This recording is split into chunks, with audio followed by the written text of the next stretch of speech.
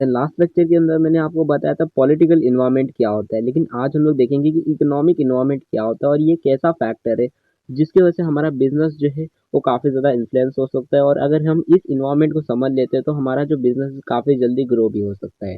तो काफ़ी important factor होने वाला है और पेपर में सबसे ज़्यादा चांसेस होते हैं इसी इन्वायरमेंट से रिलेटेड क्वेश्चन आने के। तो ध्यान से देखना और लास्ट में आपको मैं एक प्रो टिप भी दूंगा कि पेपर में अगर आपको इससे रिलेटेड क्वेश्चन आता है तो आपको किस तरह से उसे अटेम्प्ट करना है। देन सबसे पहले आपको मैं ये क्लियर कर देता हूँ कि इकोनॉमिक इन्वायरमेंट का मतलब क्या है। देन इसके जो पॉइंट्स है वो जान के हमें एक ज़्यादा क्लियरिटी मिल जाएगी कि इकोनॉमिक इन्वायरमेंट क्या होता है। तो देखो, इकोनॉमिक इन्वायरमेंट का मतलब होता है वो इन्वायरमेंट जो इकोनॉमिक रिलेटेड हो, इकोनॉमी से रिलेटेड। अब इकोनॉमी का मतलब क्या है, तो देखो, इकोनॉमी का मतलब होता है एक कंट्री की जितनी इनकम होती है, जितने भी उसके पास पैसे होते हैं, उसी की हम इकोनॉमी मतलब एक कंट्री की इकोनॉमी, यानी एक कंट्री के पास कितने पैसे हैं। ठीक है। तो कोई भी जो बिजनेस फॉर्म होता है ये देखता है कि कोई भी कंट्री जो है जहाँ पर मुझे बिजनेस करना है, उस कंट्री के पास पैसे कितने हैं, क्योंकि जितना ज़्यादा पैसा रहेगा उसके पास उतना ही ज़्यादा वो खर्च भी करेगा। अगर अमीर लोग रहेंगे वहाँ पर तो उन लोग ज़्यादा ज़्यादा महंगे महंगे प्रोडक्ट्स खरीदेंगे। तो वहाँ पर मुझे अपने प्रोडक्ट्स महंगे बेचने चाहिए। बिजनेस फॉर्म अगर ये समझ लेता है कि वहाँ, समझ लो जैसे एक बिजनेस फर्म है, उसने उसने उसे पता चला कि अमेरिका जो है उसके जो लोग हैं उनके पास काफ़ी ज़्यादा पैसा है, यानी कि वहाँ की जो इकोनॉमी काफ़ी ज़्यादा डेवलप है, उनके पास काफ़ी ज़्यादा पैसा है। तो अगर उसने ये समझ लिया है, तब वो क्या करेगा, अमेरिका में जाकर महंगे महंगे सामान बेचेगा, प्रोडक्ट्स को बेचेगा महंगे महंगे। वही उसने देखा कि इंडिया में जो लोग हैं उनके पास उतने पैसे नहीं है, तो वो क्या करेगा, इंडिया में सस्ते सस्ते प्रोडक्ट बेचेगा ताकि उसका बिजनेस चल सके।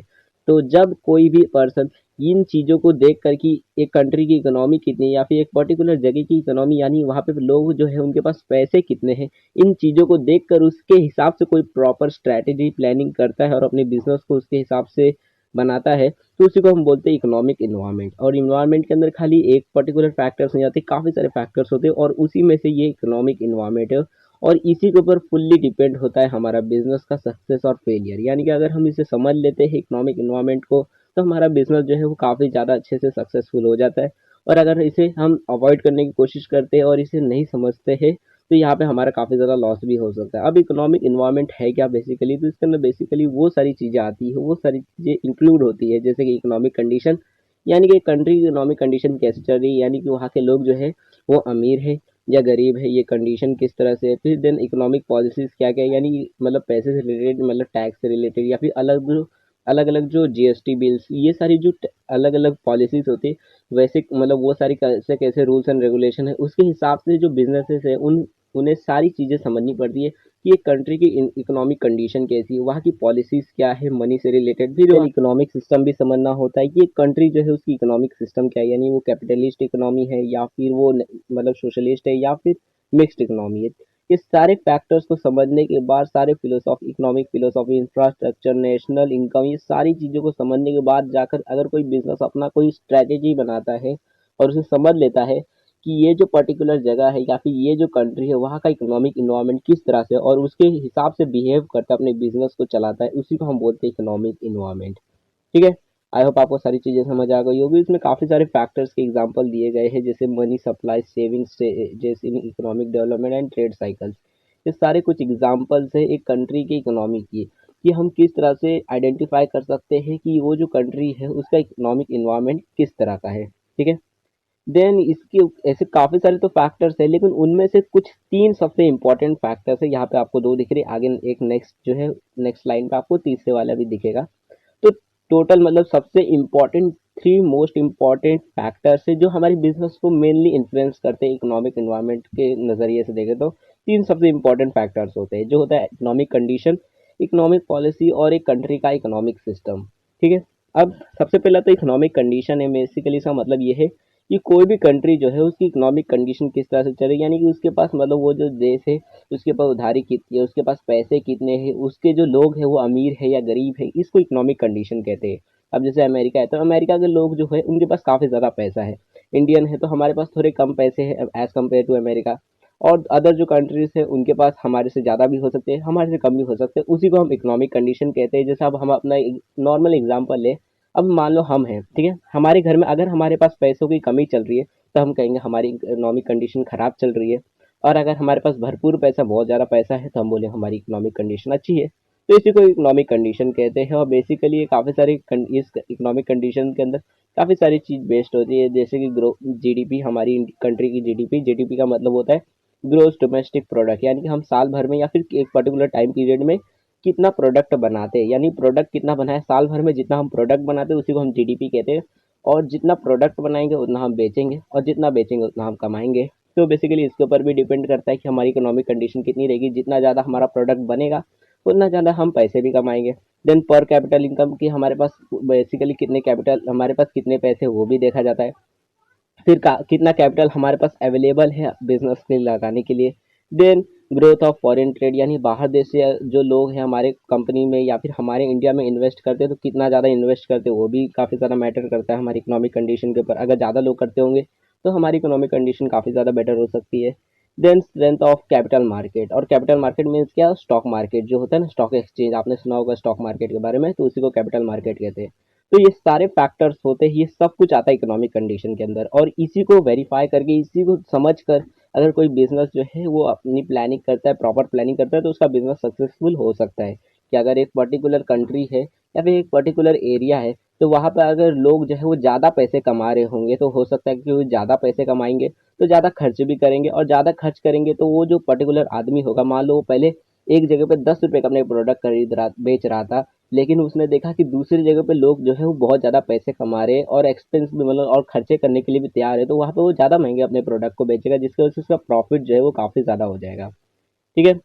देन दूसरा इकोनॉमिक पॉलिसीज, यानी कि बेसिकली जो भी मतलब इकोनॉमी से रिलेटेड जितने भी terms and condition, rules and regulations होते हैं, उसी को हम इकोनॉमिक पॉलिसीज कहते हैं। जैसे कि जीएसटी, कि जैसे आप कोई भी अगर आप प्रोडक्ट को खरीदते हो तो वहाँ पे आपको जीएसटी भरना पड़ता है।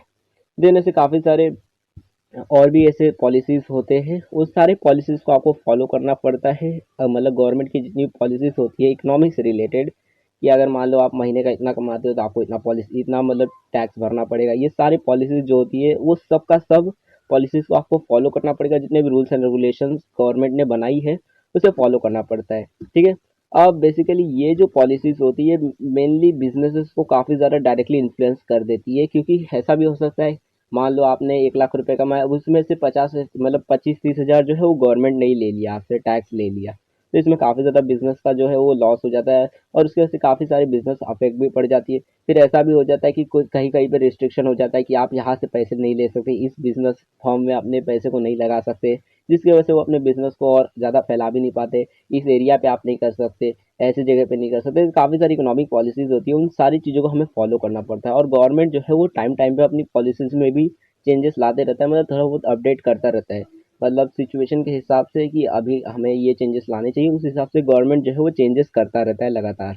आपने जितनी भी पॉलिसीज़ होती है, यहाँ पे कुछ एग्जांपल्स भी दिए हैं पॉलिसीज़ के, जैसे industrial policies, monetary policies, foreign investment policies, export import policies, यानी कि बाहर से कोई प्रोडक्ट मंगवाना है तो उसके लिए भी एक पॉलिसी हो, वो सारे रूल्स एंड रेगुलेशन को हमें फॉलो करना पड़ेगा। अगर हम अपने देश से कोई प्रोडक्ट बाहर बेच रहे हैं तो उसके लिए भी काफ़ी सारे रूल्स एंड रेगुलेशन है, उन सारी चीज़ों को हमें फॉलो करना पड़ेगा। Then agricultural policy, educational policy and public expenditure policy are important economic policy. ये कुछ ऐसे इंपॉर्टेंट इकोनॉमिक पॉलिसीज़ है जिन्हें हमें फॉलो करना पड़ता है। ये सारे इकोनॉमिक पॉलिसीज़ है जिन्हें एक पर्टिकुलर हर एक बिजनेस को मतलब फॉलो करना पड़ता है, और अगर ये फॉलो नहीं करता तो वहाँ से पेनल्टी भी भरनी पड़ सकती है, और उसके ऊपर लीगल मतलब कार्रवाई भी हो सकती है। तो इसलिए सारे रूल्स एंड रेगुलेशन को फॉलो करना पड़ता है ज़बरदस्ती, जिसकी वजह से एक बिजनेस फॉर्म को हो सकता है कुछ लॉसेस भी हो, और उसके पास कोई डिसएडवांटेजेस भी हो सकता है इसकी वजह से, और उसका बिजनेस जो है इन्फ्लुएंस भी हो सकता है। ठीक है। देन तीसरा वाला देख लेते हैं जो है इकोनॉमिक सिस्टम। ठीक है। अब इकोनॉमिक सिस्टम का मतलब ये होता है कि देखो, बिजनेसेस जो है वो दो टाइप्स के होते हैं। एक गवर्नमेंट, अगर कोई बिजनेस मतलब मान लो गवर्नमेंट कंपनी है, सरकारी कंपनी हो सकती है, या तो कोई प्राइवेट कंपनी हो सकती है। दो ही तरीके की ऑर्गेनाइजेशन होती है, दो तरह के बिजनेस होते हैं, या तो कोई प्राइवेट बिजनेस होगा या तो कोई गवर्नमेंट बिजनेस होगा। ठीक है। अब इसके पॉसिबिलिटीज कितनी है देखो, एक हो सकता है गवर्नमेंट कंपनी, एक मतलब कंट्री ऐसी भी हो सकती है जिसके अंदर सिर्फ गवर्नमेंट कंपनीज हो, एक ऐसी कंट्री भी हो सकती है जिसके अंदर सिर्फ प्राइवेट कंपनीज हो, और एक ऐसी भी कंट्री हो सकती है जिसके अंदर दोनों ही हो। तो उसी को हम बोलते हैं capitalist, socialist and mixed economy, यानी कि ऐसी कंपनी जिस मतलब ऐसी कंट्री जिसके अंदर सिर्फ प्राइवेट कंपनीज मतलब प्राइवेट बिजनेसेस होते हैं, यहाँ पे गवर्नमेंट बिजनेसेस नहीं होते हैं, गवर्नमेंट ऑर्गेनाइजेशंस नहीं होती है। ऐसी जो इकोनॉमी होती है उसे हम बोलते हैं कैपिटलिस्ट इकोनॉमी। अब गवर्नमेंट, ऐसी भी कोई कंट्री होती होगी जिसके अंदर सिर्फ मतलब गवर्नमेंट की होती हो, वहाँ पे प्राइवेट जो ओनरशिप है वो नहीं होती होगी। अगर आपको खोलना है तो बहुत ज़्यादा रिस्ट्रिक्शंस होंगे प्राइवेट ओनरशिप के लिए। वहाँ पे सिर्फ गवर्नमेंट कंपनीज होगी, गवर्नमेंट ऑर्गेनाइजेशन होंगे, बिजनेस फर्म्स होंगे सिर्फ गवर्नमेंट के। तो वैसी जो इकोनॉमी होती है उसे हम बोलते हैं सोशलिस्ट इकोनॉमी, और ये चाइना की है, ठीक है। कैपिटलिस्ट यूएसए की है, अमेरिका की। अब ऐसी भी कोई कंट्री हो सकती है जिसके अंदर दोनों ही हो, यानी कि प्राइवेट भी हो और पब्लिक भी हो, मतलब प्राइवेट भी हो और गवर्नमेंट की भी कंपनी से दोनों मिक्स हो, प्राइवेट पब्लिक दोनों मिक्स हो।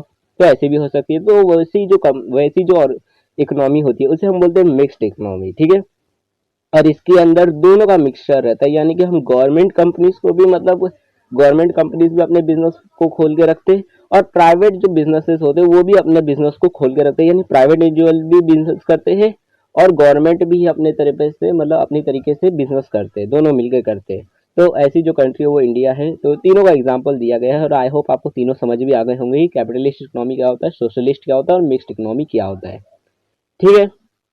यहाँ तक तो आपको इकोनॉमिक इन्वायरमेंट के बारे में समझ आ गया होगा। अब हमारा जो नेक्स्ट टॉपिक है वो है टेक्नोलॉजिकल इन्वायरमेंट और लीगल इन्वायरमेंट। अब सवाल अभी भी बैठता है कि अब वो क्या होता है। तो अगर आपको वो जानना है तो लेफ्ट वाली वीडियो क्लिक कर दो, वरना राइट वाली प्लेलिस्ट पे क्लिक करके सारी वीडियो देख लो, काफ़ी इंपॉर्टेंट सारे लेक्चर्स हैं।